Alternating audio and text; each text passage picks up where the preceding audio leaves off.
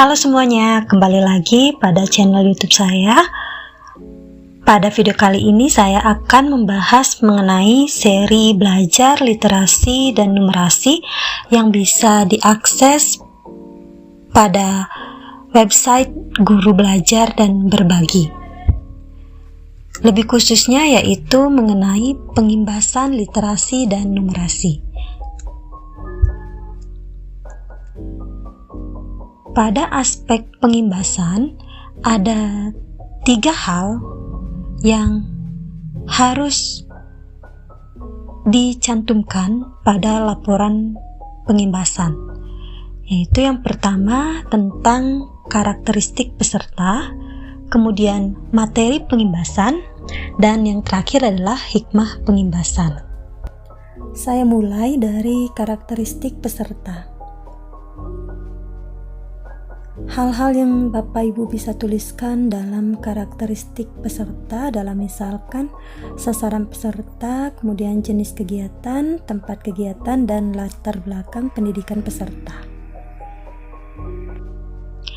Nah, pada materi pengimbasan atau materi yang akan dipelajari oleh Bapak Ibu Guru dalam BIMTEK seri literasi dan numerasi terdiri dari 3 modul, yaitu modul yang pertama membahas tentang konsep dasar literasi dan numerasi. Kemudian pada modul yang kedua yaitu membahas implementasi literasi dan numerasi berbasis kelas. Dan yang ketiga yaitu praktik baik penyelenggaraan literasi dan numerasi.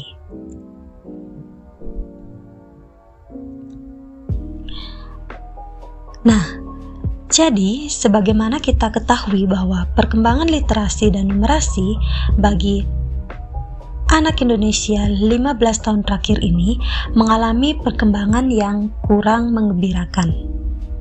Hal ini bisa dilihat dari hasil tes PISA belum dapat menunjukkan perkembangan yang sesuai harapan.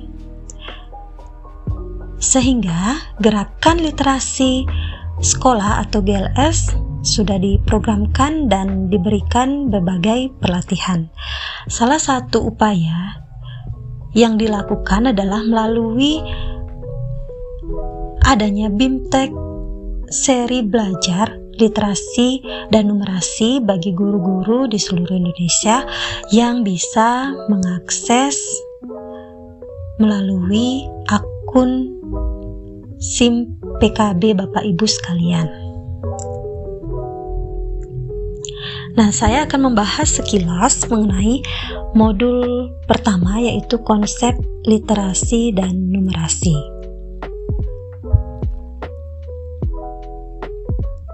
Baik, setelah mempelajari modul mengenai konsep literasi dan numerasi, diharapkan peserta dapat yang pertama mendapatkan informasi yang benar tentang konsep dasar literasi dan numerasi. Kemudian yang kedua yaitu mengetahui perkembangan literasi dan numerasi, serta dapat melakukan pemprofilan perkembangan literasi dan numerasi yang akan digunakan sebagai dasar menyusun program literasi di sekolah masing-masing. Nah, adapun topik yang akan dipelajari pada modul 1 yaitu konsep dasar literasi numerasi, kemudian proses pemprofilan perkembangan literasi dan perkembangan literasi dan numerasi. Baiklah, saya lanjutkan pada modul yang kedua yaitu membahas tentang implementasi literasi dan numerasi dalam pembelajaran. Pada modul 2 ini akan memberikan pembahasan dan contoh-contoh tentang penerapan pengembangan literasi dalam pembelajaran yang diharapkan akan memberi gambaran yang lebih jelas, menjadi bahan refleksi sekaligus sumber inspirasi bagi Bapak dan Ibu guru yang akan mempelajari materi ini pada BIMTEK literasi dan numerasi. Pembelajaran yang dijadikan contoh meliputi pembelajaran tematik di jenjang SD kelas rendah, kemudian pembelajaran mata pelajaran di SD kelas tinggi, dan pembelajaran mata pelajaran di jenjang SMP. Adapun topik pada modul 2 yaitu yang pertama, implementasi literasi dalam proses pembelajaran. Kemudian yang kedua, implementasi numerasi dalam proses pembelajaran. Dan yang ketiga adalah penyusunan program literasi dan numerasi berdasarkan profil peserta didik. Selanjutnya pada modul 3, yaitu membahas tentang literasi dan numerasi di sekolah, keluarga, dan di masyarakat. Rangka meningkatkan pemahaman dan partisipasi aktif di sekolah, keluarga, dan masyarakat, guru perlu mengobservasi atau memverifikasi program literasi dan numerasi yang sesuai di sekolah, keluarga, dan masyarakat. Setelah menyelesaikan modul 3 ini, diharapkan peserta dapat yang pertama, memperoleh gambaran miskonsepsi praktik baik yang dilaksanakan di keluarga, sekolah, dan masyarakat. Kemudian, memahami konsep praktik literasi dan numerasi yang sebenarnya di sekolah, keluarga, dan masyarakat. Kemudian, dapat menganalisis studi kasus literasi dan numerasi di sekolah, keluarga, dan masyarakat. Adapun topik pada modul 3 adalah praktik baik literasi, numerasi di sekolah, kemudian praktik baik literasi dan numerasi di keluarga, kemudian praktik baik literasi dan numerasi di masyarakat.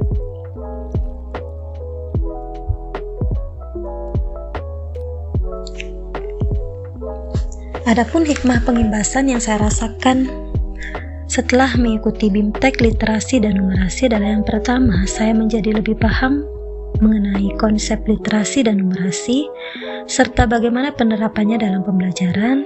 Kemudian, yang kedua, saya menyadari akan pentingnya untuk mengidentifikasi profil peserta didik sehingga program literasi dan numerasi yang disusun sesuai dengan perkembangan peserta didik.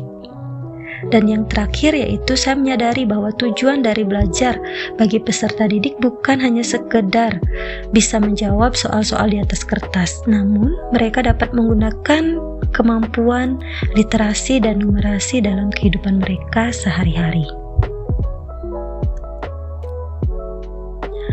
Selanjutnya, bagaimana cara untuk mengikuti BIMTEK?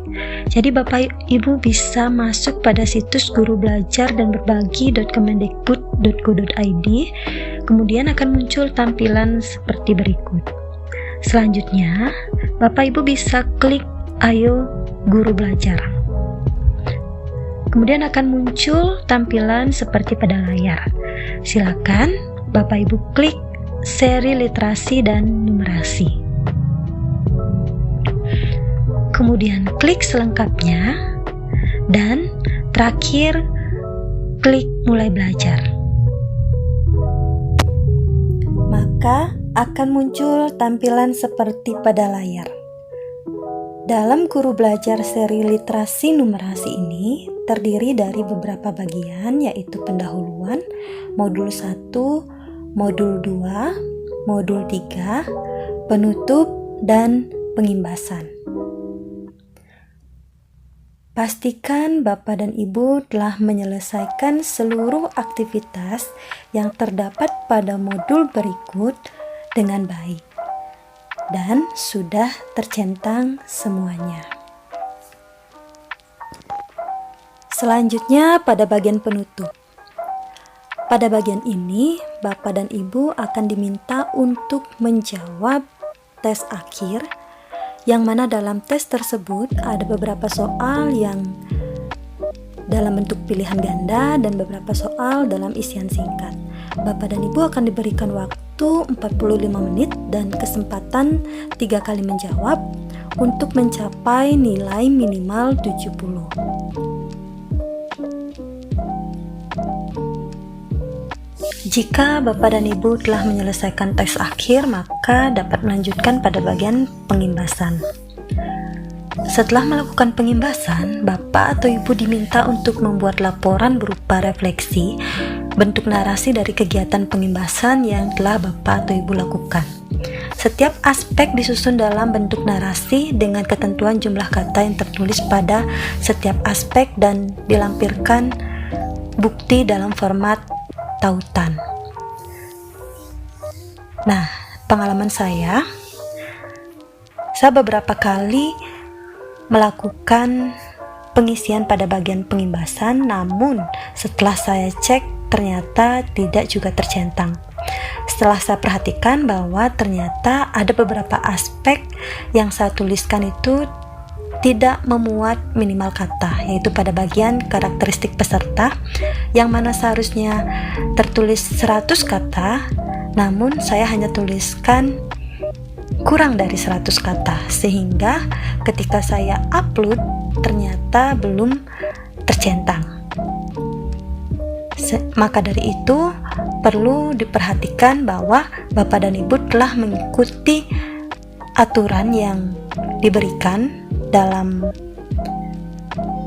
hal pengimbasan tersebut dan mencantumkan bukti pengimbasan berupa tautan atau link.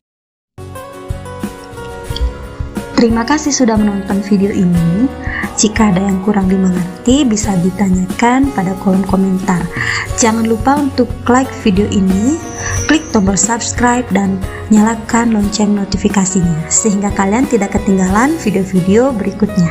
Terima kasih, sampai jumpa.